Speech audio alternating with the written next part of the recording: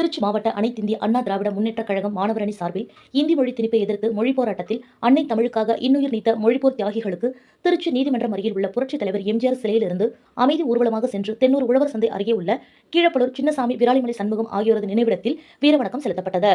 முன்னதாக இந்நிகழ்வில் திருச்சி வடக்கு மாவட்ட கழக செயலாளரும் முன்னாள் அமைச்சருமான மு. பரஞ்சோதி, தெற்கு மாவட்ட கழக செயலாளரும் முன்னாள் நாடாளுமன்ற உறுப்பினருமான ப. குமார், திருச்சி மாநகர் மாவட்ட கழக செயலாளரும் முன்னாள் துணை மேயருமான ஜே. சீனிவாசன் ஆகியோரது தலைமையில் மலர் வளையம் வைத்து வீரவணக்கம் செலுத்தப்பட்டது.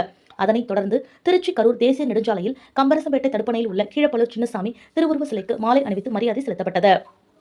இந்நிகழ்வில் கழக அமைப்பு செயலாளர்கள் ரத்தினவேல், ஆர். மனோகரன், வளர்மதி, முன்னாள் அமைச்சர்கள் பூனாட்சி, நல்லசாமி, முன்னாள் சட்டமன்ற உறுப்பினர்கள் எஸ். எம். பாலன், சின்னசாமி, சிறுபான்மையினர் நலப்பிரிவு மாநில துணை செயலாளர் ஆர். எஸ். புல்லட்ஜான், திருச்சி புறநகர் வடக்கு மாவட்ட மாணவர் அணி செயலாளர் டி. அறிவழகன், திருச்சி புறநகர் தெற்கு மாவட்ட மாணவர் அணி செயலாளர் கே. பி. டி. அழகர்சாமி, மாணவர் அணி மாவட்ட பொருளாளர் வணக்கம் சோமு மற்றும் தொண்டர்கள் பலர் திரளாக கலந்து கொண்டனர்.